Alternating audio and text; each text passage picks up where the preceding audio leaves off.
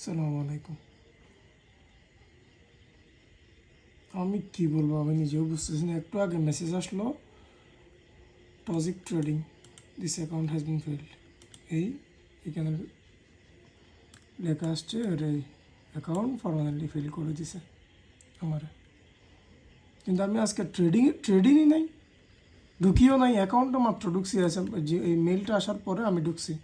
আমি তাদেরকে already inform করছি যে আমি আজকে তো I never trade today, so how can it fail, and I also try to make below 10%। এটা তো আগে আসছিল, যখন 10%-এর উপরে ছিল তখন আমি চেষ্টা করতেছি এটা আরও মানে নিচে আসার জন্য, 10%-এর ভিতরে আসার জন্য।